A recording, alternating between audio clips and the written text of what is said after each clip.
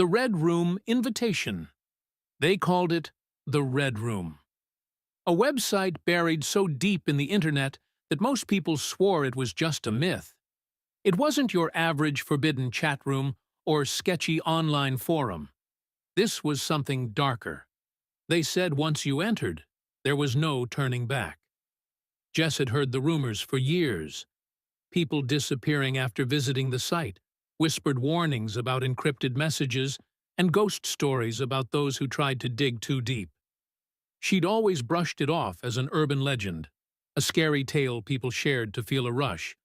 But one night, boredom got the better of her. It started with an email. The subject line simply said, "You've been invited." No sender, no text, just a single link.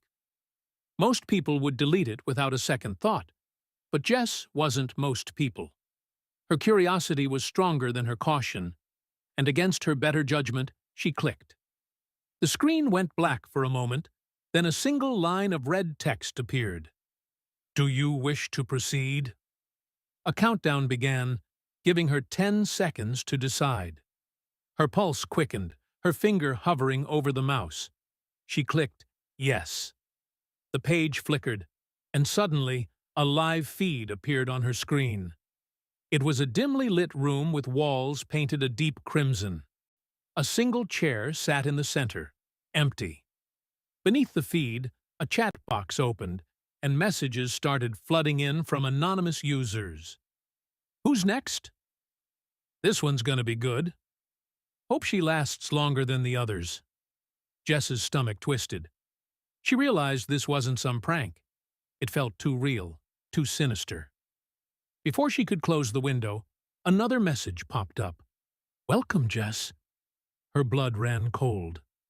How did they know her name? She reached to close the browser, but the screen froze. Her webcam light blinked on.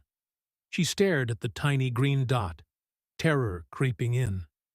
Another message appeared. "Don't leave. We're watching." Panic set in as her phone buzzed. A new text. "Turn around." Jess's heart hammered in her chest. Slowly, she turned in her chair, half expecting to see someone standing behind her. But her room was empty. She let out a shaky breath, her rational mind trying to calm her. "It's just a joke," she whispered to herself. Then her screen changed again. The empty chair in the red room was no longer empty. A man sat there now, his face obscured by a featureless white mask. He tilted his head, as though studying her.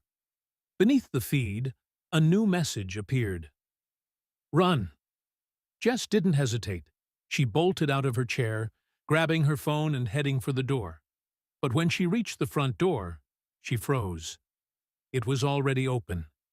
The cool night air swept into her house, and standing just beyond the threshold was a figure, a man wearing the same white mask as the one on her screen.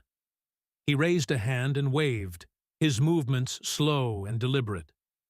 Jess stumbled back, her mind racing. She slammed the door and locked it, frantically dialing 911. The operator picked up, but before Jess could speak, the line went dead. Her phone buzzed again. A new text. "You shouldn't have entered." Jess backed into the corner of the room, trembling as the lights flickered. Her screen glowed brightly from the desk behind her, the feed still running.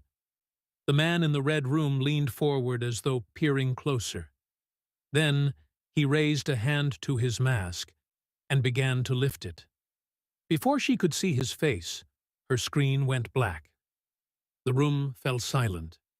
And then, from somewhere inside the house, she heard a door creak open.